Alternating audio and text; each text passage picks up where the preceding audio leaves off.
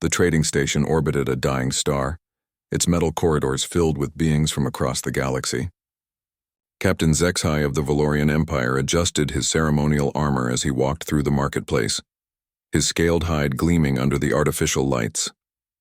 Today marked the first official contact with the species, calling themselves humans and the Empire.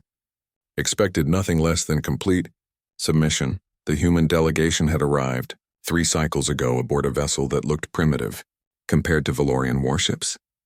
Their technology seemed basic, their weapons crude, and their numbers pathetically small.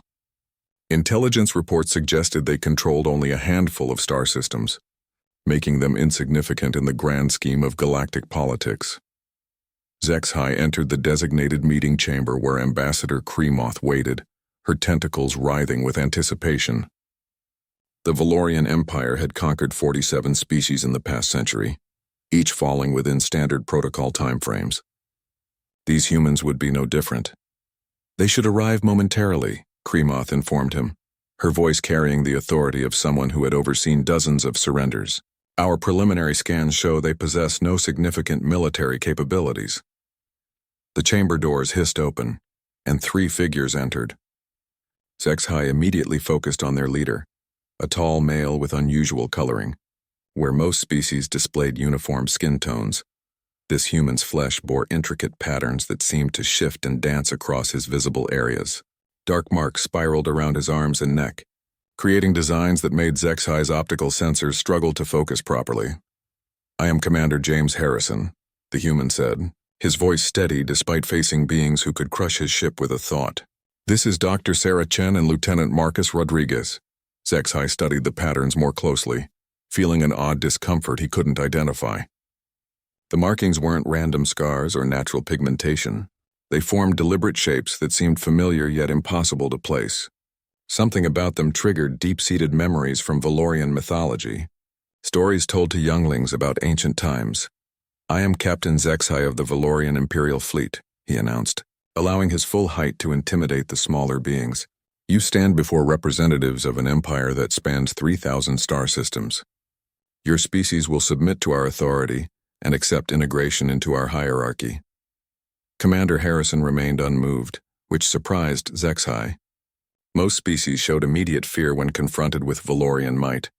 Instead, the human skin pattern seemed to intensify, becoming more pronounced and somehow more threatening. "We appreciate your introduction," Harrison replied calmly. "However, humanity isn't interested in joining your empire. We prefer our independence." Ambassador Kremoth's tentacles flared in irritation. "Independence isn't an option. Your species lacks the strength to resist imperial authority. Submit now, and your people will be treated with standard consideration." Dr. Chen stepped forward, her eyes studying the Valorian representatives with scientific curiosity. "Before we continue, could you explain why you're both displaying signs of stress? Your bio readings suggest elevated anxiety levels." HFY felt his scales ripple involuntarily. He was experiencing stress, though he couldn't understand why. Every time his gaze fell on Harrison's skin patterns, something primal in his brain sent warning signals. The designs reminded him of ancient Valorian cave paintings depicting the legendary fire carriers, mythical beings who supposedly fought the old gods during the universe's early epochs. "We experience no stress," he lied, though his voice carried less conviction than before. "Your resistance simply proves your species' ignorance of galactic realities." Lieutenant Rodriguez spoke for the first time, his tone carrying subtle amusement. "Captain, with respect, your people's physiological responses suggest otherwise. Commander Harrison's tattoos seem to be affecting you in ways you don't understand." The word tattoos sent another wave of discomfort through HFY. He'd never heard the term before, but somehow it felt significant. The patterns weren't natural markings, but deliberate modifications to the human skin.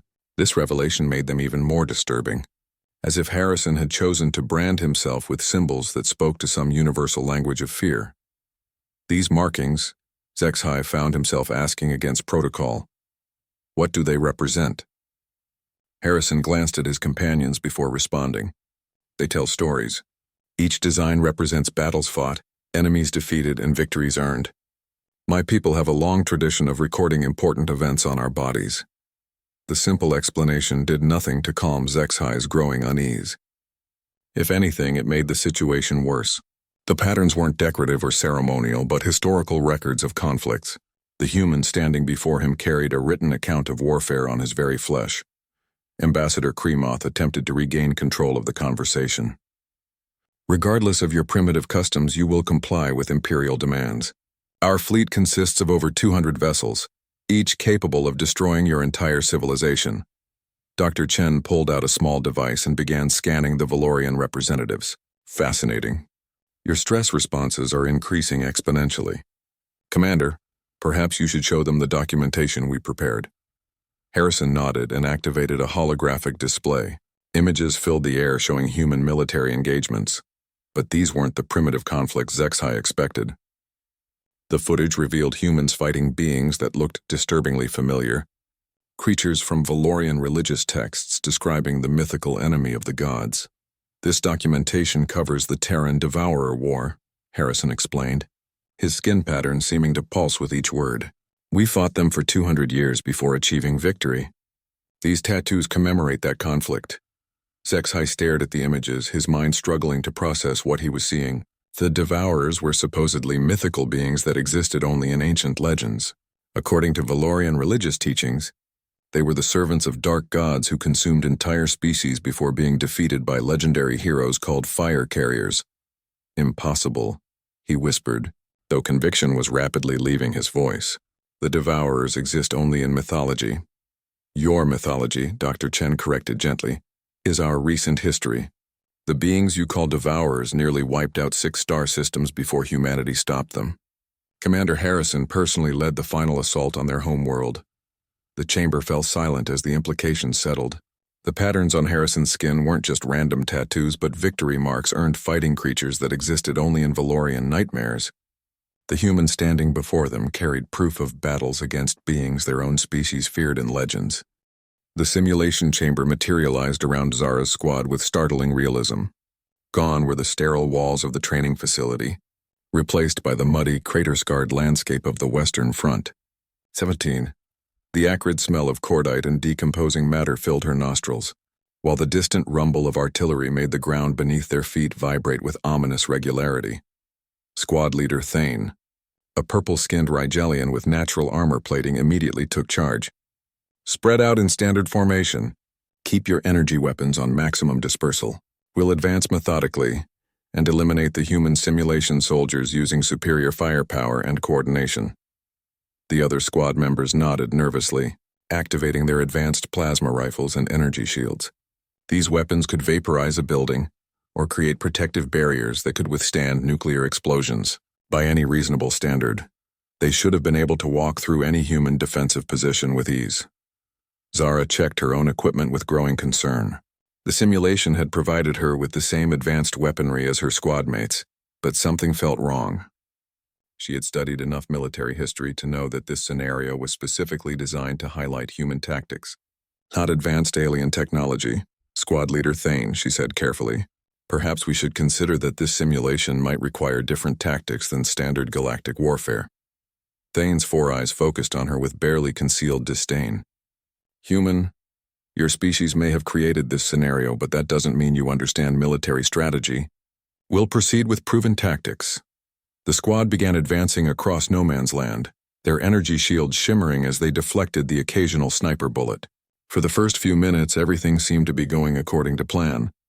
The simulated human soldiers fired their primitive projectile weapons, which barely scratched the alien technology. Then the mortars began falling. The first explosion knocked 3 squad members off their feet, their energy shields flickering under the unexpected barrage. But these weren't ordinary explosions. The simulation had perfectly recreated the psychological warfare of human artillery, the way the sound alone could break an advance before the shrapnel ever found its mark. Maintain formation, Thane shouted over the noise, but Zara could hear the uncertainty creeping into his voice. The other recruits were beginning to bunch together, seeking comfort in proximity rather than maintaining tactical spacing. Zara recognized the mistake immediately. We need to spread out more. They're using the explosions to herd us together. Before Thane could respond, machine gun fire erupted from a concealed position. The simulation had recreated the overlapping fields of fire that made World War I such a slaughter. Every avenue of approach was covered. Every piece of cover was under observation, and the human defenders had positioned themselves to maximize the psychological impact of their defensive fire. A Klaxon recruit named Zix fell to the ground, his suit's medical systems announcing non-fatal wounds. In real combat, his armor would have protected him completely, but the simulation was designed to teach lessons about vulnerability and fear. As he lay there, simulated blood pooling around him, the psychological pressure on the remaining squad members mounted. "This is impossible," cried a Vortakan recruit. "They're using primitive weapons, but somehow they're more effective than our technology." Zara watched her squadmates with growing understanding. They had been trained for galactic warfare, where battles were decided by technological superiority and logical tactical applications. They had never faced an enemy that used terrain, psychology, and desperation as weapons in their own right. "The weapons aren't the problem," Zara said, crouching next to Thane. "It's the tactics. They're not trying to destroy us with superior firepower.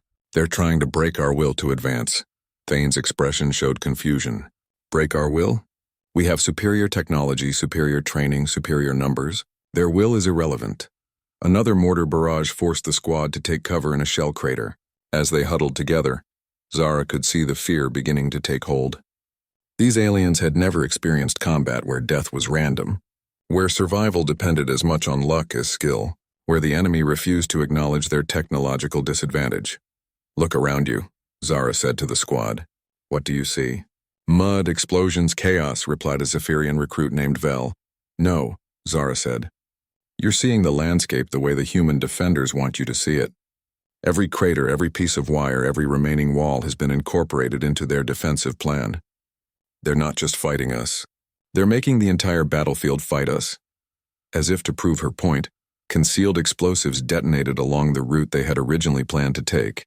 The human defenders had anticipated their logical path of advance and prepared accordingly. Thane was beginning to look desperate.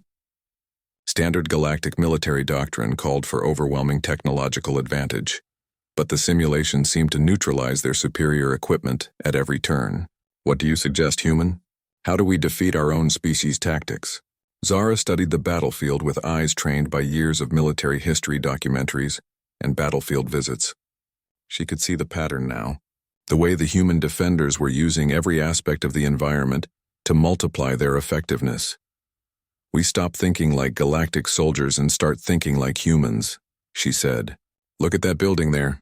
Standard doctrine says it's too damaged to provide effective cover, so we avoid it. But humans would use it anyway because sometimes inadequate cover is better than no cover at all." She pointed to a series of seemingly random explosions. "Those mortars aren't trying to hit us directly. They're trying to force us into specific routes where the machine guns can be most effective, but if we approach from the direction that seems most dangerous, we might find it's actually the safest path." The squad looked at her with a mixture of skepticism and desperate hope. Everything she was suggesting went against their training, their logic, their understanding of proper military procedure. "You're asking us to ignore tactical doctrine," Thane said. "I'm asking you to understand that humans write tactical doctrine differently," Zara replied. "We don't just plan for what should work. We plan for what might work when everything goes wrong." Another explosion rocked their position, and Zara could see that time was running out. The simulation was designed to break squads through attrition and demoralization, just like the real battles it represented. Soon her squad mates would be too shocked and frightened to function effectively. "Trust me," she said to Thane. "Let me lead us through this section. I think I understand what the human defenders are trying to do, and more importantly, what they're not expecting us to do." Thane looked around at his demoralized squad, then back at the small human who had remained calm throughout the chaos. For the first time since the simulation began, he nodded in agreement. Zara took point as the squad prepared to move, her mind racing through everything she knew about World War I tactics. The simulation was perfect in its recreation of human military thinking, which meant it would anticipate logical responses and prepare countermeasures accordingly. "Listen carefully," she whispered to her squad mates. "We're going to do everything wrong according to galactic military doctrine. We're going to move when it seems impossible, take cover where it seems inadequate, and advance where retreat seems logical." Thane's mandibles clicked nervously. "This goes against every principle of warfare I've ever learned." Exactly, Zara replied. That's why it might work. She studied the battlefield ahead. The human defenders had created overlapping kill zones with their machine guns, positioned mortars to deny access to obvious cover, and placed snipers to eliminate anyone who tried to advance using standard tactics. But Zara could see something her alien squadmates couldn't: the gaps in the defense that existed precisely because they seemed too dangerous to exploit. See that area where the ground is completely torn up by shellfire? She pointed to what looked like a moonscape of craters and twisted metal. Standard doctrine says it's impassable. But humans know that sometimes the most dangerous-looking path is the safest, because the enemy assumes no one will be crazy enough to try it.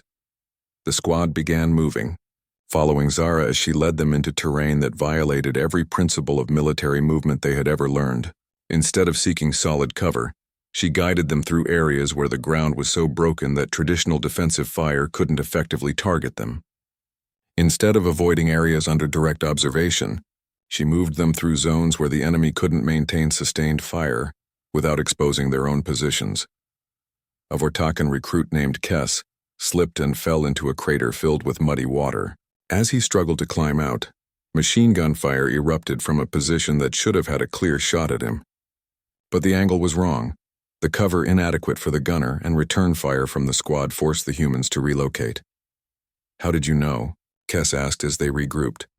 "Because humans think about warfare differently," Zara explained.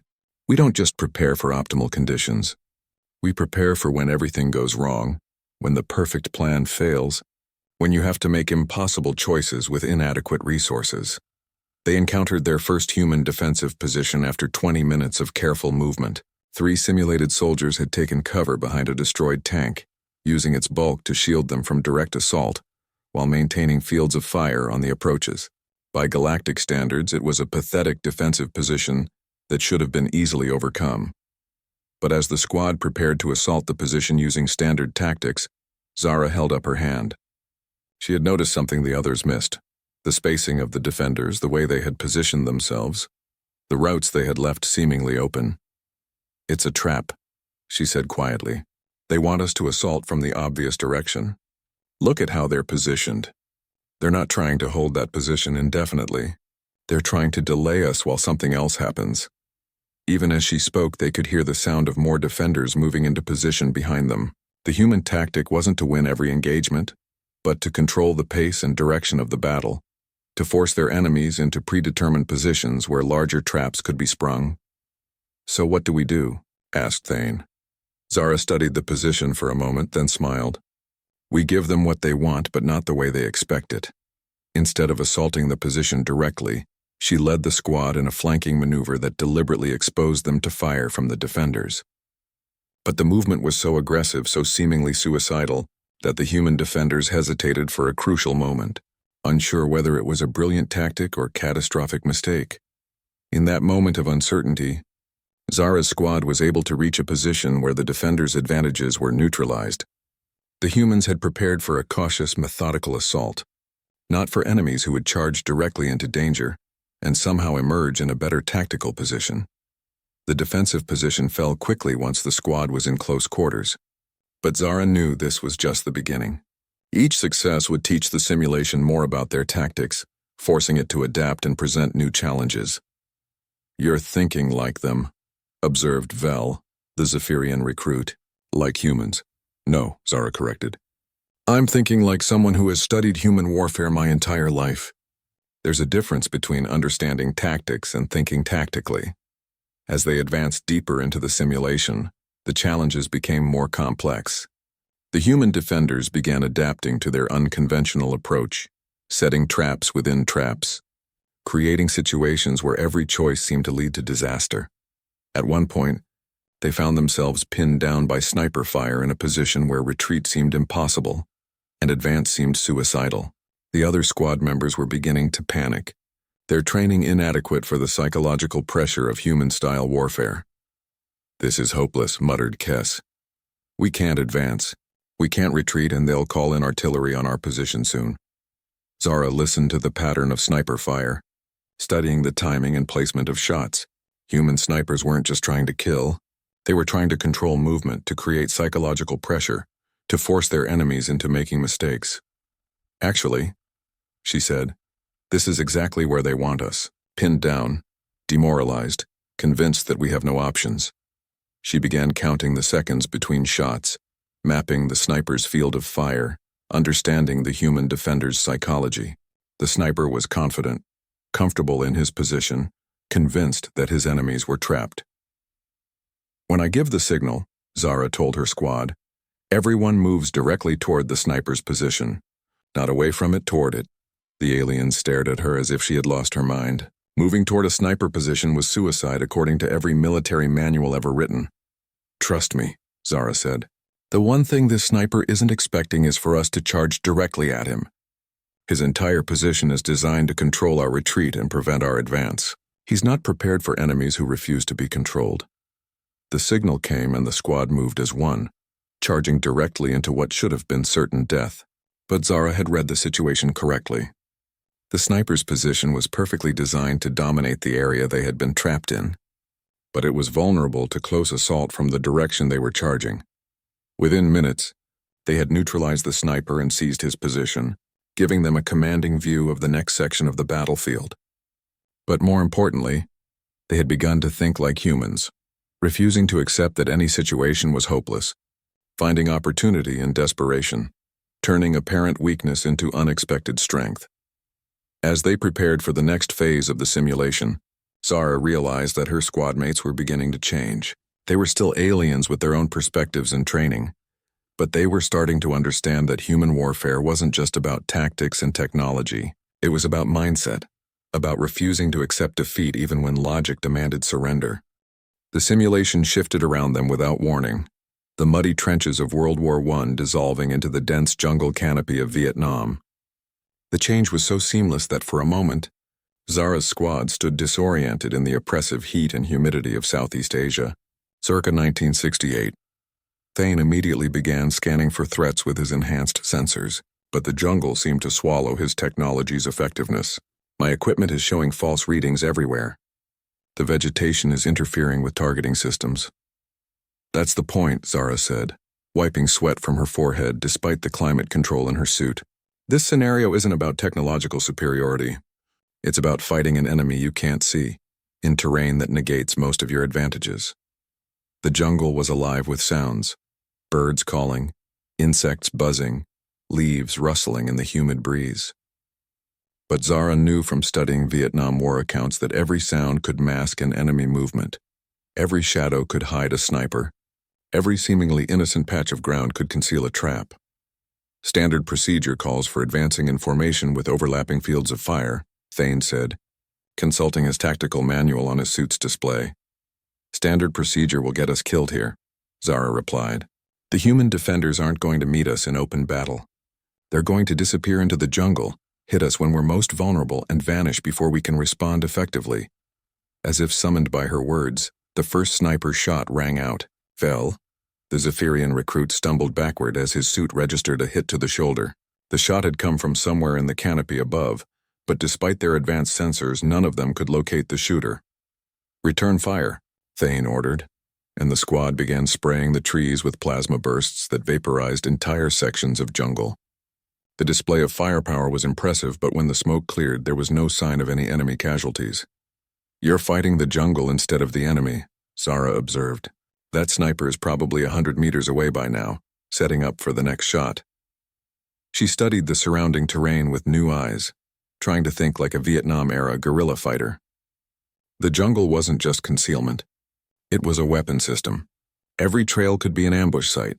Every clearing could be a killing ground. Every piece of cover could be booby-trapped.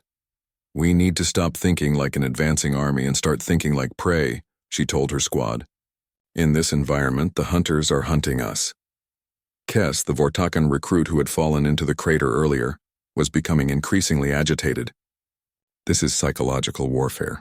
They're trying to break our morale by making us feel helpless. Exactly, Zara agreed. But understanding that is the first step to beating it.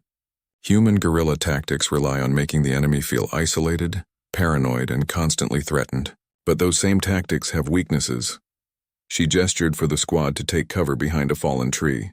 The sniper who shot Vel had to reveal his position to take that shot. He's probably moving to a new location, but he's constrained by the same terrain that's hiding him from us. Zara began sketching in the dirt, mapping the angles of fire and the likely escape routes. Jungle warfare isn't random. There are patterns, rules, limitations. The enemy may be invisible, but they're not omnipresent. The next attack came not from above, but from below. A concealed pit trap opened under one of the alien recruits, revealing sharpened stakes that would have been lethal to an unarmored human. The recruit's advanced suit protected him from injury, but the psychological impact was devastating. "They're everywhere," Kess cried out, his composure finally breaking. "We can't fight an enemy we can't see." "Yes, we can," Zara said firmly. "But we have to think differently about what constitutes victory." She helped the trapped recruit out of the pit while explaining her reasoning. In conventional warfare, victory means destroying the enemy's ability to fight. In guerrilla warfare, victory means surviving long enough to complete your mission. "What is our mission?" asked Thane. "The simulation parameters are unclear." Zara realized that this was another aspect of human warfare that the aliens didn't understand. Sometimes the mission wasn't explicitly defined because the situation was too fluid, too chaotic, for rigid objectives to be meaningful. "Our mission is to prove that we can't be broken," she said, "to show that we can adapt to conditions that make conventional tactics impossible." Over the next hour, the squad encountered a series of increasingly sophisticated traps and ambushes. Booby-trapped supplies that exploded when examined. False radio communications designed to lead them into kill zones, psychological warfare techniques that played on their fears and uncertainties. But gradually, under Zara's guidance, they began to adapt. Instead of trying to dominate the jungle, they learned to move through it without leaving obvious traces. Instead of responding to every provocation, they learned to distinguish between real threats and psychological manipulation. "You're teaching us to think like humans," Fell observed during a brief rest period.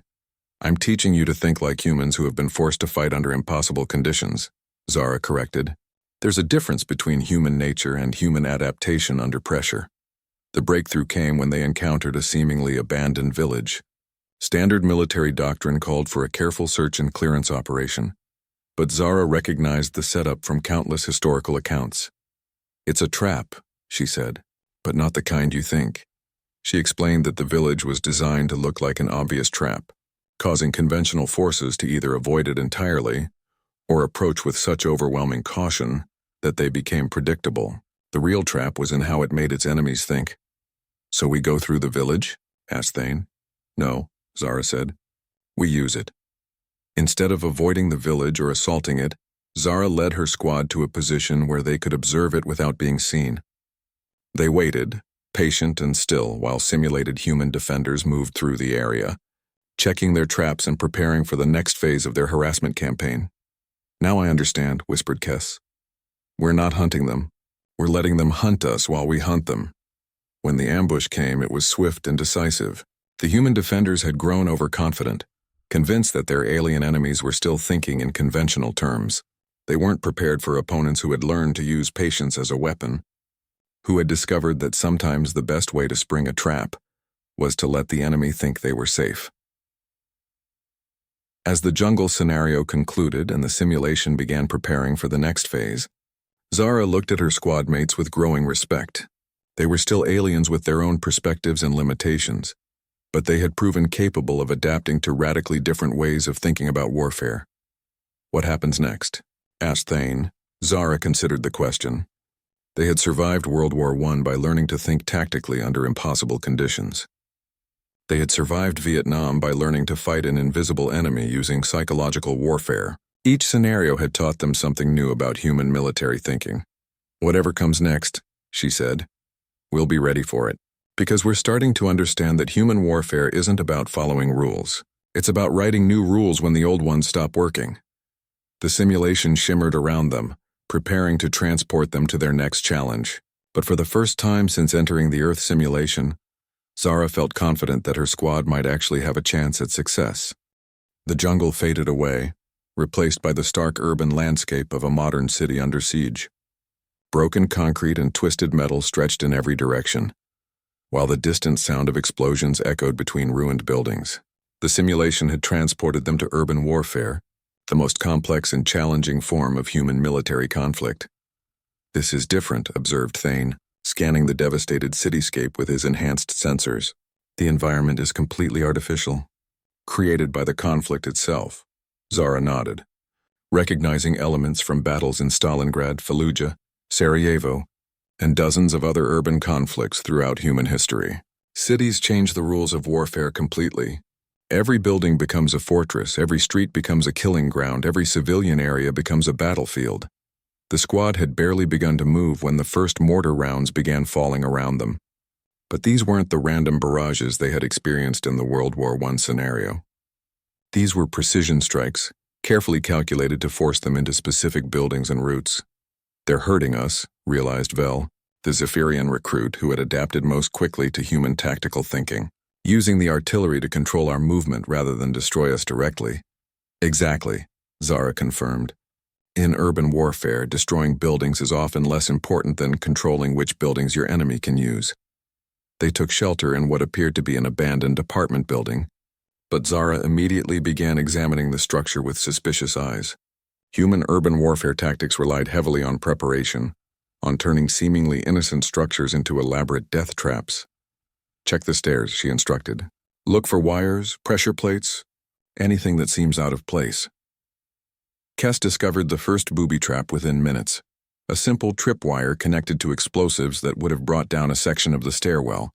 But as they carefully disarmed it, Zara realized this was another layer of psychological warfare. "They want us to find these traps," she said. "Finding one makes us paranoid about others, slows our movement, makes us second-guess every step." The real sophistication of the urban battlefield became apparent as they reached the third floor. Through broken windows, they could see into other buildings where human defenders had created interconnected firing positions. The entire block had been turned into a three-dimensional battlefield where threats could come from any direction. "This is impossible to clear systematically," complained Thane. "Every room could contain enemies. Every window could hide a sniper. Every doorway could be an ambush." "That's why conventional tactics don't work here," Zara explained. "Urban warfare isn't about clearing territory. It's about controlling key points while denying them to your enemy." She pointed to a damaged bridge visible in the distance. "See that?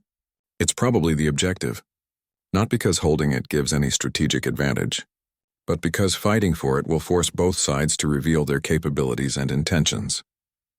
The squad began moving through the building, but instead of clearing it room by room as military doctrine suggested, Zara guided them through a series of seemingly random movements.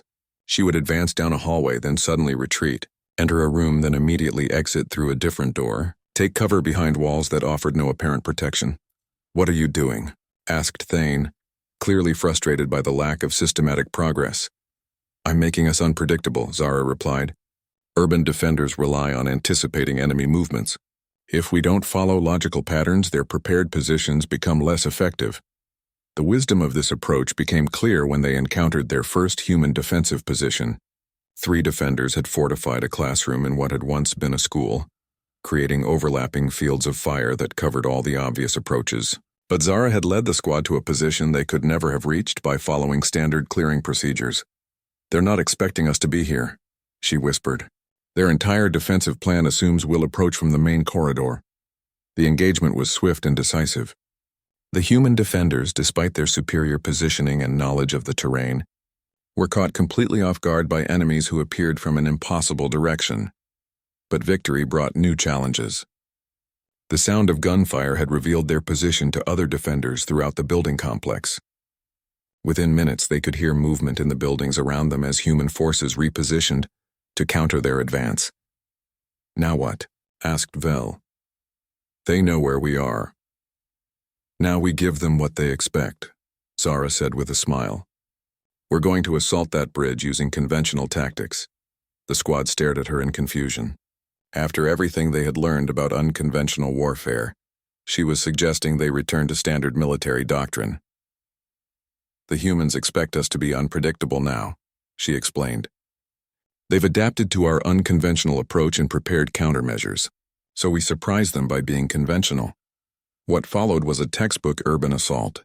The squad advanced using proper cover and concealment, suppressing enemy positions with coordinated fire, moving systematically from building to building.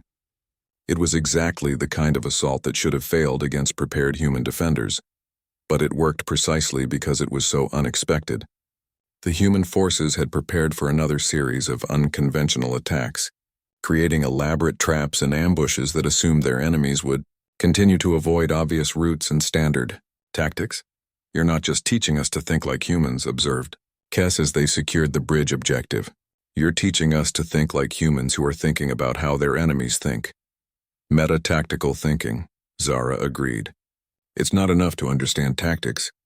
You have to understand how your enemy understands tactics, and then be prepared to change your approach when they adapt to your changes. As they secured the bridge, the simulation began its final evaluation phase. The urban environment around them started to shift and blur, but instead of transitioning to a new scenario, it began displaying statistics and analysis of their performance. "Unprecedented," came a voice that wasn't part of the simulation. It was Drill Instructor Kravex, speaking through the communication system. "Squad 7 has achieved objective completion in 3 consecutive scenarios. This has never happened before." The other squad members looked at each other with growing amazement. They had been so focused on survival and adaptation that they hadn't realized they were actually succeeding where every previous group had failed. "But the real test is yet to come," Kravex continued. "The final scenario is not based on any specific human conflict. It is an amalgamation of every lesson the simulation has learned from 2 centuries of military analysis. It adapts in real time to counter whatever tactics you employ." The urban battlefield dissolved completely, replaced by a neutral white space where the squad found themselves face-to-face with a holographic representation of Kravex himself. "You have 30 minutes to prepare for the final scenario," the real Kravex announced. "Use this time wisely. The adaptive scenario will analyze everything you have done so far and prepare countermeasures specifically designed to defeat your tactics." As the squad gathered in the white space, Zara realized they faced a completely different kind of challenge. They had succeeded in the previous scenarios by learning to think like humans in specific historical contexts, but now they faced an opponent that would think like humans while having perfect knowledge of their own capabilities and methods. "How do we fight an enemy that knows everything we know?" asked Thane. Zara considered the question carefully. The adaptive scenario would have analyzed their performance in the trenches, the jungle, and the city. It would know their strengths, their weaknesses, their preferred methods of adaptation. It would be prepared for everything they had learned to do. "We don't fight it," she said finally. "We teach it." The others looked at her in confusion. "Think about it," Zara continued. "This simulation has spent 200 years learning about human warfare by watching non-humans fail to understand it. It's become an expert at defeating alien thinking, even alien thinking that's been adapted to human methods." She began pacing in the white space, her mind racing through possibilities. "But what if we don't try to think like humans? What if we try to think like humans who are fighting alongside aliens?" The concept was radical. Every human conflict in history had been human versus human. The simulation had no data on how humans would adapt their tactics when fighting alongside species with completely different capabilities and perspectives. "You're suggesting we combine human tactical thinking with our own natural abilities," said Fel. "Exactly," Zara said. "The simulation expects us to either fight like aliens or fight like humans. It's not prepared for us to fight like an integrated force that combines the best of both approaches." They spent the remaining time planning an approach that would have been impossible in any historical human conflict. Thane's natural armor and multiple arms would allow him to use tactics no human could employ. Fel's ability to see in multiple spectrums simultaneously would provide reconnaissance capabilities beyond human imagination. Kess's crystalline structure would allow him to serve as a living communication relay. But how do we integrate these abilities with human tactical thinking? The final scenario materialized as a perfect hybrid nightmare. Elements from every human conflict combined into a single, evolving battlefield. Trenches morphed into urban ruins, which dissolved into jungle canopy, which reformed into desert compounds. The adaptive simulation was showing its full capabilities, creating a fluid environment that changed based on their movements and decisions. "It's learning in real time," observed Thane, his multiple arms instinctively reaching for different weapons as the terrain shifted around them. "Every step we take, every choice we make, it's analyzing and adapting." Zara nodded, but instead of being intimidated, she felt a surge of excitement. This was no longer about proving human military superiority. This was about proving that evolution and adaptation could triumph over even perfect knowledge and preparation. "Remember what we planned," she said to her squad. "We're not trying to beat this simulation by being better humans or better aliens. We're trying to show it something it's never seen before." The first attack came immediately, a coordinated assault that combined the best elements of every human tactical doctrine the simulation had stored. Mortar fire forced them toward machine gun positions, which drove them into sniper kill zones, which herded them toward booby-trapped urban strongpoints. But instead of responding as humans would or as aliens would, they responded as something entirely new. Vel used his multi-spectrum vision to identify threats that no human eye could see, but instead of calling out targets for conventional engagement, he guided Kess into position to use his crystalline body as a living prism. The laser weapons that should have been devastating became tools of misdirection. Their beams split and redirected to create false targets and confuse the adaptive simulation's sensors. Thane's multiple arms allowed him to operate weapons, systems that would have required entire human crews. But instead of using this advantage for increased firepower, he employed his limbs to create complex diversionary movements while the rest of the squad maneuvered into impossible positions. "It's working," whispered Kess as they watched the simulation's responses become increasingly erratic. "It's trying to counter tactics that don't exist in its database." But Zara knew the real test was yet to come. The adaptive simulation would eventually recognize that they were using unprecedented tactics and begin developing countermeasures. The question was whether they could complete their mission before that happened. The mission itself was becoming clearer as they advanced. Unlike the previous scenarios, which had specific geographical objectives, this final test seemed to be about reaching a central command post that kept relocating based on their approach routes. Every time they got close, it would shift to a new position, forcing them to adapt their entire strategy. "It's not testing our ability to reach an objective," Zara realized. "It's testing our ability to maintain tactical cohesion while facing constantly changing conditions." This insight proved crucial when they encountered the simulation's most sophisticated trap yet, a recreation of their own previous successes. The adaptive system began using their own tactics against them, creating scenarios where their unconventional approaches led directly into prepared kill zones. "It's turned our strengths into weaknesses," said Vel as they took cover, behind a barrier that materialized just as they needed it. "Every technique we've developed, it's now using against us." But Zara had anticipated this development. "Then we stop using techniques altogether. We stop thinking tactically and start thinking strategically."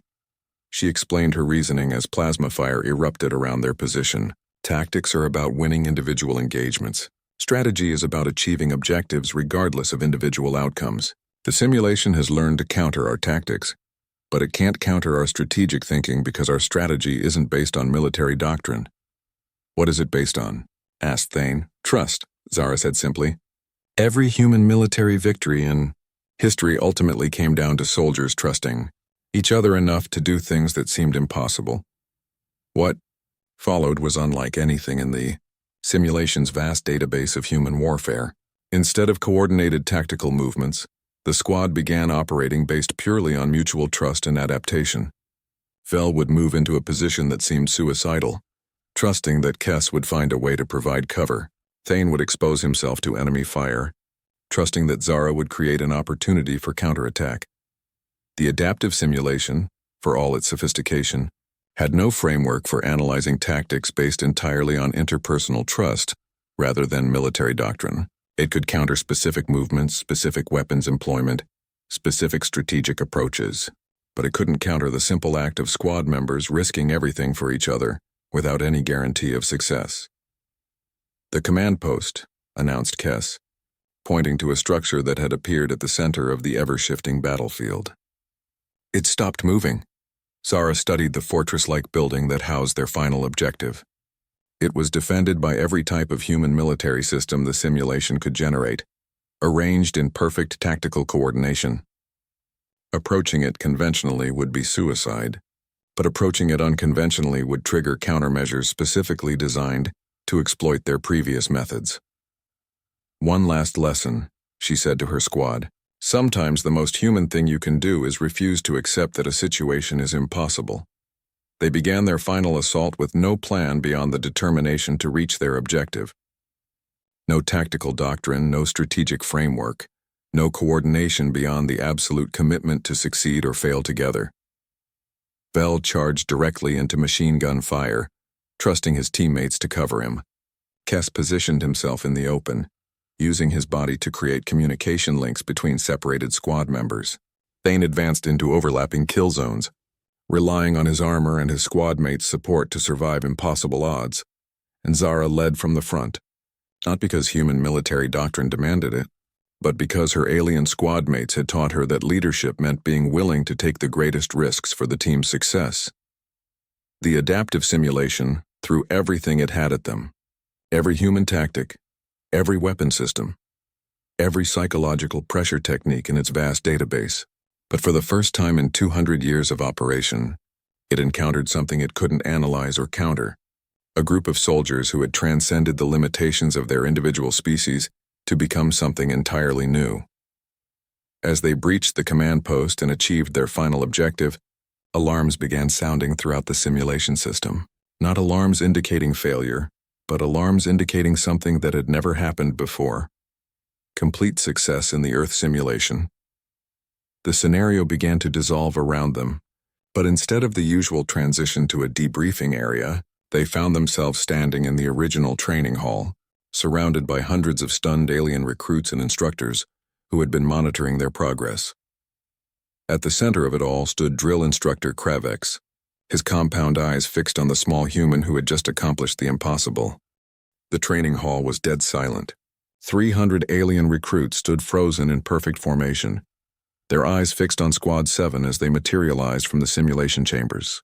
The impossible had happened and nobody quite knew how to process it. Drill instructor Kravex stood motionless for a long moment, his 6 arms hanging at his sides as he stared at the small human who had just shattered 2 centuries of military doctrine. When he finally spoke, his voice lacked its usual commanding boom. In 200 years of operation, he said slowly, the Earth simulation has been attempted by over 50,000 recruits. Not one has ever passed the final scenario. Most fail within the first hour. The best have managed to survive 3 scenarios before the simulation breaks them completely. Zara felt the weight of hundreds of alien eyes upon her, but she maintained her military bearing. Her squadmates stood beside her, still processing what they had accomplished together. Squad 7, Kravex continued, not only passed all scenarios, but achieved complete mission success in the adaptive final scenario. This should be impossible. A murmur ran through the assembled recruits. Whispered conversations in dozens of alien languages filled the air as the implications began to sink in.